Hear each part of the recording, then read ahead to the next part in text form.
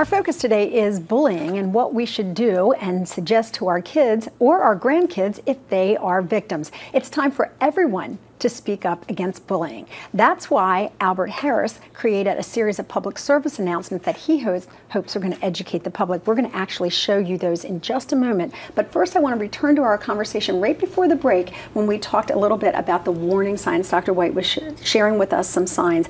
If we see our child is hesitant to go to school, if we see that his or her behavior is starting to change, if he's having nightmares, if there's unexplained bruises, that kind of thing, we see that. Now what do we do? Now we need to first talk to our child, even if our child isn't coming forth. And that's what Nadin's parents did, because Nadin initially was reluctant to tell them, but they knew something was wrong, and so they eventually got it out of him. How long did the bullying go on before the whole world saw it on tape? Since the start of that school year in September. Really? So that's like 5 or 6 months. How did you endure it? What did you do? Was every day just a nightmare for you? Yeah, basically, I used to try to run away, take the opposite way that they did, try to find like a group of kids I was friendly with and take a different way, or if they took the trolley, I wouldn't take the trolley. I would just walk home. I just try to like stay away from it most of the time. So if you had it to do over again, would you have spoken up much earlier to try to eliminate those 5 months of torture? Yes, I would have, but I can't take those months back. But if I was to like run back to the past and give myself a few words of what to do, I would tell myself, speak up ASAP. Don't ever let it get to the point where that it's out of control now, that you can't handle it. Even if you go to someone, they're going to keep on doing it.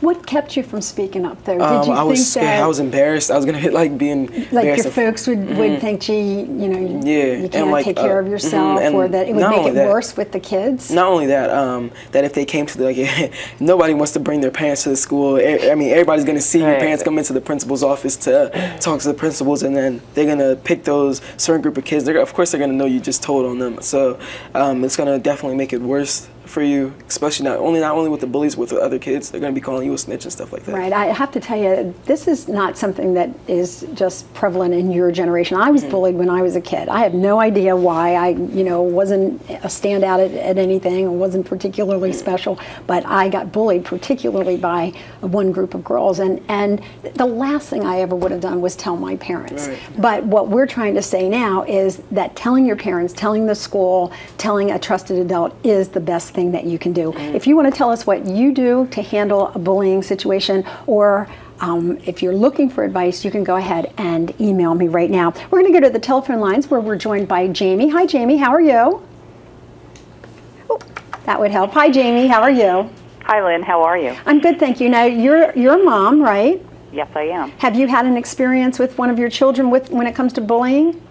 My son was bullied in elementary school emotionally, and then in middle school, he was physically bullied.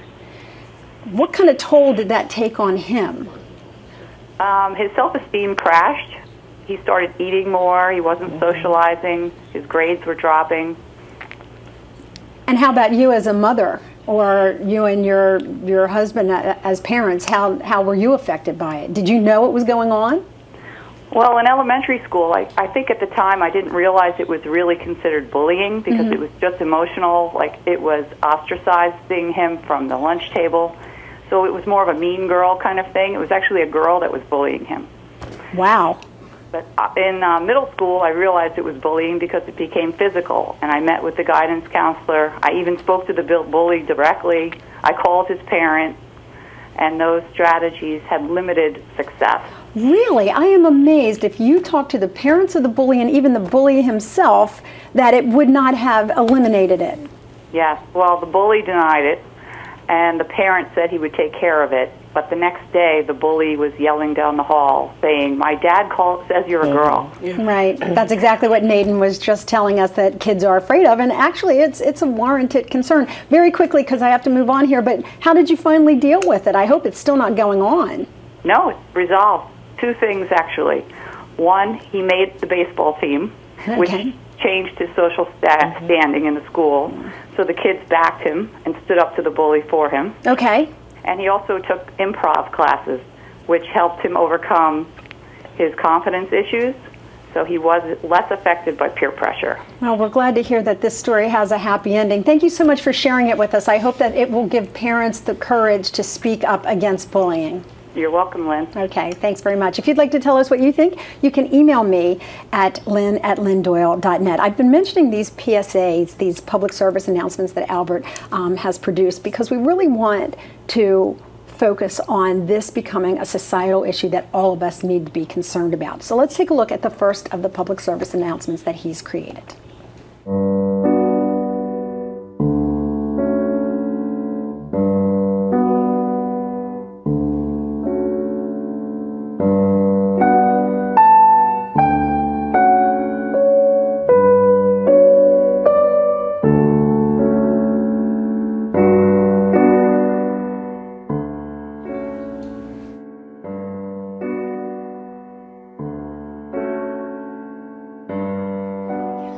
That's the whole point, is making it powerful, making it something that's in people's mindsets, something that's just not going to be something that you look at and you're just like, let me discard it, because it's an epidemic now. You know, I've gone to schools, you know, being in touch with Nadin and stuff like that, and seeing how powerful it is for these kids to have to go to school every single day now. And it's like kids are pushing the limit more and more to see what kind of reaction they could get. I'm not saying they're pushing them to death, right, but it is what's happening. I mean, I think kids are really going for the jugular now, and really, like the kid from New York that killed himself, his sister goes on air and starts talking about her being at a dance, and the kid's being like, I'm glad he's dead. It's almost like there's no accountability even after someone has died because of, you know, their actions. We've been covering bullying for as many years as I can remember on this show, and we've had the parents of kids who took their own lives, and you just can't believe it could get to that level, and yet it does, surprisingly and startling, more times than we realize. We have to do something to stop this. We definitely do, and now there's cyberbullying, which instantaneously has such dramatic and horrible effects, because it could be so widespread, and it could damage somebody socially, emotionally, and relationship-wise in an instant. And it's out there forever. Right. That's the thing that people just don't realize. They think, oh, I'll be funny about the cyberbullying or something, but once it's out there, it is just out there forever. And it could be anyone. It could be, I mean, there's parents that were even doing that to other kids. You know, well, we covered that trial, absolutely. Yes. We covered that trial. That was back when MySpace was the big hot ticket, where she posed as the daughter and put things out about her daughter's rival or something. It was just a horrible situation. Well, before we take our next break and take some more calls, I do want to show one more of these very powerful public service announcements. It's sure to be an attention grabber.